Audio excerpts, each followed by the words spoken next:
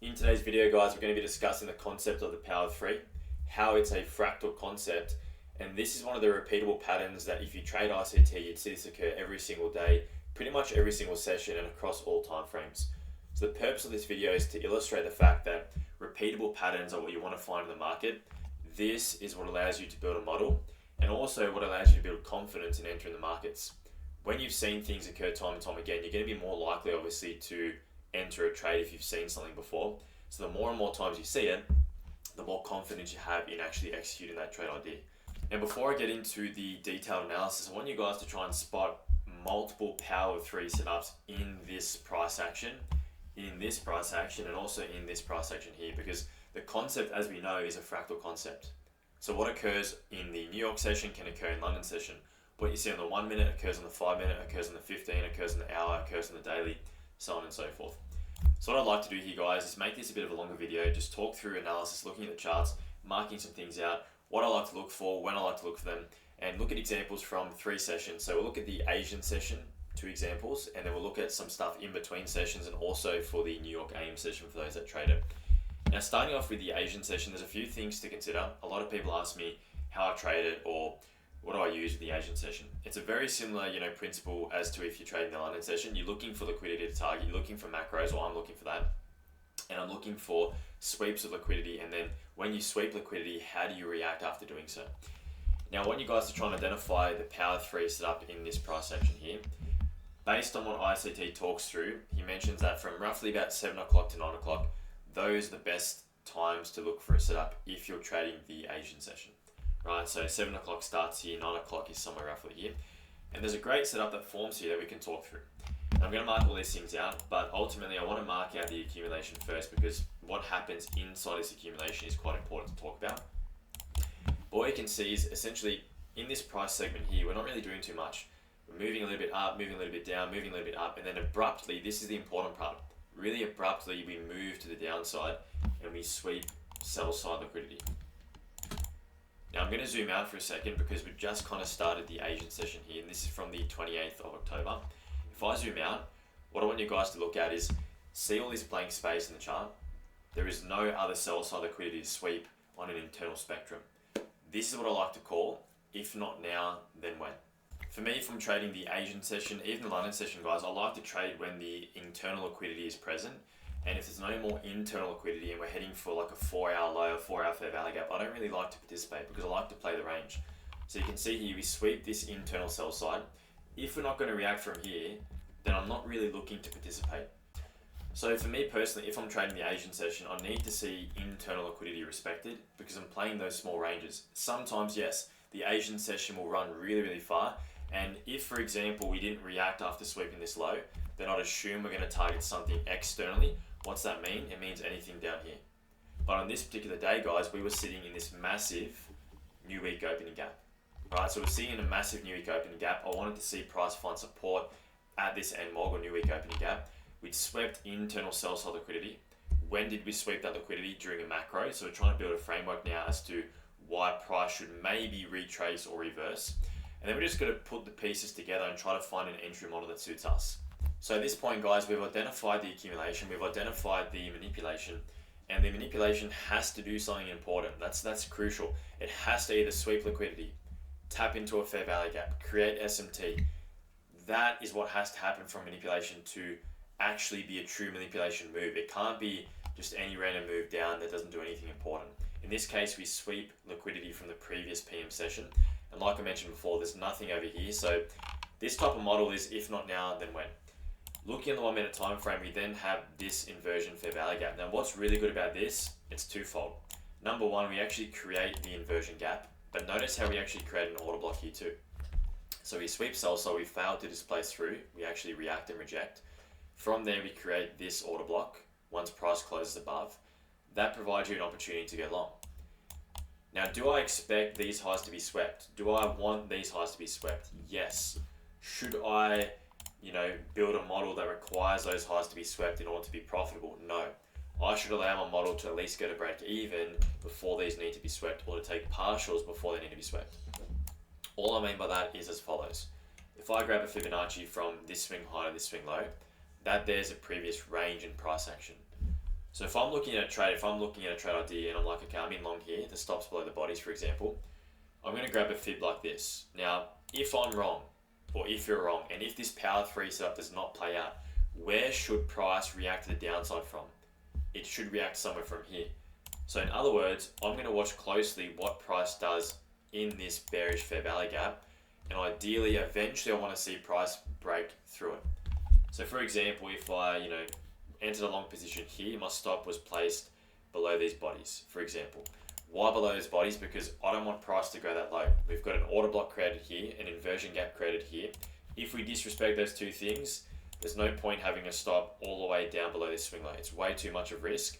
I want to see price respect that zone. So let's play price out. Now we're tapping into, right, that civvy.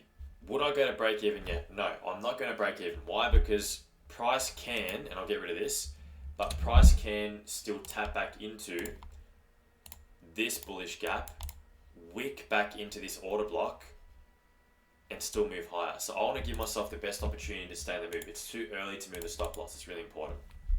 So I'm just watching price. Would I move it a little bit? Yes, but would I navigate it to break even? No way. So say the entry came from here and the stop loss was originally down here. As we tap into this premium civvy, I'm going to move my stop probably below this order block. And I expect now that this busy should act as a breakaway gap. I don't know that it will, but I expect it should.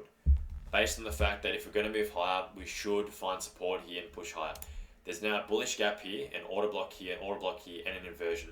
There's more than 2 PD arrays there supporting price to move higher. So let's watch price, let's see what it does. I'm still in the same position. Notice we tapped into that busy, great. Now, at this point, the TP has been hit, right? So as price plays out, let's assume price does this. What would I be doing with my stop loss? Now I'd be moving it to break even. Why? Because we've actually inverted this fair value gap and we've created another PD array.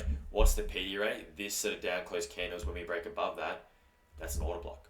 So I'm showing you how to mitigate your stop loss, how to manage your stop, how to trail your stop, and I'm going to have a video coming out in a few weeks' time which I'll talk about in the future that actually goes through that with a challenge example. So we'll go through that when that comes, but that's how we do it. And then obviously the TP, the final TP is going to be that buy side, and you're done. You don't need to worry about holding onto a trade. If you want to hold a runner, you can, but you don't need to. That right there is a sufficient idea, especially if you trade the Asian session. Stop below that low, TP at this high, or a 1-to-1 if you want to at least get a fixed risk to reward. What was it down here? Stop below that low, TP at that high. A lot of people are just over obsessed with risk to reward. If you've got the right narrative, then you can take whatever you need from the market. You can take a scalp, you can let it run a little bit more, but the trade idea, in my opinion, should stop or should be, partialed, or a TP should be met when you reach the target zone. For me, the target zone would be this swing high. Anything extra is a bonus, but that is the target zone. So I'm going to take most of my profits off there if I'm in this trade. It's really important to keep in mind. So now moving into the extension of this, we can see. So now moving into the second example, we can see how the power 3 is played out. We have this accumulation. The macro sweeps that sell side. We look for that entry model, we mitigate stop losses, and we take profits at this high. Nice and simple entry model, nice and clean targets, very quick. Why? Because an accumulation pocket is classed as low resistance liquidity. Right, this is generating liquidity on both sides of the market. That's really important. Now, if we zoom through further, have a look to see where price moves abruptly again. See if you can find a section in price action where price moves abruptly after a period of moving up and down. This is also the power 3. Right, so when ICT mentions the power 3, it's a fractal concept. Yes, you've got the power 3 that occurs, at midnight open, but you've got it occurring all day, every time frame, every session, in between sessions that aren't normal to be traded, right? All of this is accumulation. This here becomes your manipulation move to the downside. How do I know it's manipulation? It's a very abrupt move after a period of accumulation, but it's not fully sealed in terms of being manipulation until you have a reversal during a key time frame. That's the important part, guys. So if we sweep sell side here, does that mean much for me? Not really. It really doesn't mean much. And what I'm going to do in a second is I'll put up all the analysis here so we can go through that. But I'm looking at price here thinking, okay, what have we done? We've swept liquidity. When have we swept liquidity? During the macro. So if I mark out a macro every single hour, 10 minutes before, 10 minutes after. So this here is 11:50 and then this here is 12:10. Why is it that during that macro we sweep liquidity and we pivot? It's because those are two functions of macros, and that's how I like to phrase my trades. 90% of my trades, let's say, are based around macros or a macro framework. In this case, we've got the pre-existing power 3, but look what price does following the macro. It's really kind of simple in this situation where you've got this nice clear fair value gap. You see price react from this zone. We sweep the sell side, we extend a little bit more, and we wait. We wait. The function on this fair value gap is important because this fair value gap here, guys, this is what I like to call a manipulation gap. It occurs during the manipulation move of the power 3 during macro, and essentially a lot of people are going to be going short from that fair value gap when price returns to it. But what does price do? It inverts it right here. Could you enter during the macro? Of course you could. Like you could enter here using this inversion, right? You could pyramid in here. Where would you be targeting would be a question. Where would you be targeting, guys? The top of this accumulation. But here's the beautiful thing. When you have a bigger power 3, you don't even need price to get to those highs to have a profitable trade. And let me discuss it. In this example we did because it was a very small, narrow price range. But say in this example here, let's assume you entered like this. Let's assume you went long from this inversion. Where would your stop loss go, you might ask? Would I put it here? Potentially, right? What would be the safe stop loss? Below this order block. But why would this still be sufficient? Because you still have multiple PDRA supporting price. You've still got this bullish gap. That's really important. You still have this order block. You still have this inversion. It's below 3 PDRA. It's really important. And that's only a 13 handle stop. Not too large really, right? Could you just go for a 1-to-1? Of course you could. You could take partials at this point and then go to break even. Do you get stopped out? No. So what I'll be doing here as I'm watching price, when price sweeps this swing high, do I want to have full risk on the table? No, I don't. So my risk would be reduced, either there or to break even. Do you get stopped to break even in this case? No. As price projects into this next swing high and expands higher, I'm definitely going to break even if I'm not already. And what you probably could do here is trail your stop loss below this swing low. And that way, regardless, you're going to pull out a little bit of profit and you cover commissions. If you wanted to, you could hold. But as price starts to move up, what did I say? As soon as price taps into optimal trade entry of that range, which is right here, I need to mitigate risk. Because if I'm wrong, that is where price is probably going to retrace or reverse from. And there's plenty of times where you see the power 3 looks really nice, but we don't actually get to these highs. So I'm just picking these examples, these good examples, so you can actually see these price signatures and see what happens during the macro. This is how you pair macros or time and price. This is exactly what ICT meant. Key price elements, right? One of the key things that I've learned that's really, helped me is the power 3. Mix that in with, optimal trade entry, mix that in with macros. This phrase is for a really high probability setup. And this is why I really like this, this idea of using the power 3, but on a smaller time frame and also a bigger time frame. Now, price moves up, we sweep those highs. That's fine, right? The trade's successful.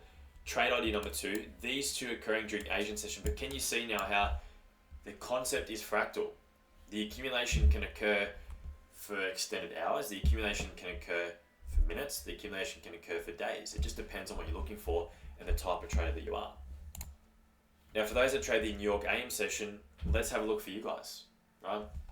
Let's have a look for you guys. And you can see exactly what I'm going to mark out here. I want you to try and find where the accumulation is, where the manipulation is, and then obviously where the distribution is. All of this, guys, all of this is accumulation, all of that. Now, if you accumulate for a very long time and you manipulate, what do you expect? What do I expect? I expect price to have a very large distribution. Why? Because there's a lot of built up liquidity above these swing highs. What do we have? A very large distribution. We can pair these concepts with other concepts that ICT talks about if you trade the New York session. But we can see this, right? We've got that extended period of accumulation. Now, We need manipulation to do something important. Like I said, it needs to either sweep liquidity, fill an imbalance, tap back into OT, form S&T. It needs to do something important. It can't just be any random manipulation. It has to do something important. We sweep this sell side. But is that the only sell side point that we sweep? Is that the only important sell side that we sweep? Let's go out. Let's have a look. What would you call this swing low? What would you call that swing low? What time frame is that formed in? In the Asian session, right? So we have now swept time-based liquidity. When have we swept time-based liquidity? During which range? Before I mark it out, the range is going to be from 9:30, which we'll mark out, to 10 o'clock. What's this range called for anyone watching? The opening range. So the opening range often can offer that Judas swing or that fake move. This manipulation is called a Judas swing, and often that will occur between 9:30 to 10 if you trade the New York session. If not, you're looking for that to occur during a macro. Simple. Keep it nice and simple. Keep it nice and sweet. The question is here, well, how do you enter? Let's look at the macro. So let's mark out 9:50 to 10:10. Alright, so we'll mark it out. We'll try to find any entries to go long in this space or roughly around this time frame. So price comes up, it leaves this swing high, pulls back down. Where's it pull back down into, guys? Let's grab this low and then this high. Pulls back down. Pretty much almost into optimal trade entry. If we mark out this point here, we've got a bullish gap. Right, so I'll mark that out. And price uses that as support. So the opening range is played out. We've dug back down into a level of discount, which is below equilibrium. We've now pushed back up. This here is an entry. This here. From this inversion fair value gap. Right there. What does that entry provide you with? It provides you with multiple confluences. What are those confluences? Number one, you've got the respect of this bullish gap. You've got price stalling at that sell side time-based liquidity. You've got the power 3. You've got the opening range due to swing. You've got a macro which should spool. Entry, say it comes there. Stop. Where would I put my stop? This would be the question you might ask. My stop loss in this case would either go below this candle's body or below this candle's body. Why either one? This is more aggressive. This is assuming that you want price to not tap back into that again and you want price to really expand. This allows price to sweep this swing low once again. I don't think there's anything wrong with either stop loss. Both are completely fine. As price comes up like this, say this candle close, I'm definitely moving my stop loss up a bit if it was down there. As this candle breaks this swing high, what am I personally going to be doing? Either going to break even or moving it below the inversion fair value gap. I'm just mitigating risk as time plays out. Could I, if I had my stop loss here, could I take a profit or partial there? Yes. Could I then take my profits at this high? Yes. That is the completion of this model. The rest is simply extra cream on top. It's the cherry on top. And that's the way I like to see these playouts. Right? So when you're looking at the power 3, guys, we're looking for that accumulation, we're looking for that manipulation, we're looking for that distribution. We're looking for important things to happen with that manipulation move. And we're making sure that we're entering during key time frames with enough structure, enough confluence, enough backing, enough support behind our trade ID, and also before we move our stop loss. Some stop loss movements will be way too premature, in my opinion. And there'll be some stop loss movements that you make where it'll look nice, you'll move it as appropriate, and you'll still be stopped at a break even and it'll move in your favor. These things do happen. But I do hope that today's video has given you insight into how fractal this concept is. We've got 3 examples here from 3 different sessions, different time frames throughout the whole day. The power 3 concept, how that can play out in time. And just as a little extra bonus, I'll give you one more, right? I'll give you one more. So for those that are staying here, this one here is going to lead into the London Open session. So for those that trade the London session, this one is for you guys. Can you spot it? Can you spot it, right? We can see that accumulation here. Right, we've got an extended period of accumulation. And what did I say? What did I say? We need price to manipulate into an important zone. It needs to sweep liquidity, could be time-based. It needs to do something or go into optimal trade. It has to do something important. That's accumulation, that's manipulation. In this case, you've got this new day opening gap, which is important.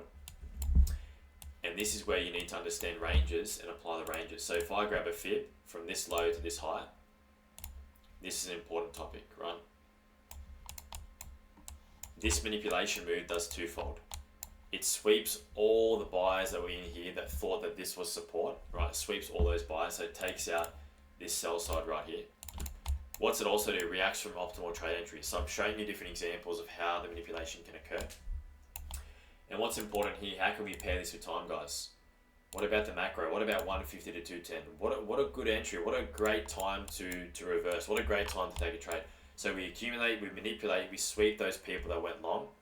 These could also be ICT traders who are trying to go long from that new day opening gap. We sweep those people, so that's manipulation, and then automatically, look, we have this inversion fair value gap here, and there's many opportunities. Like for example, we can enter off this order block creation here. Where would I put my stop? Below the bodies.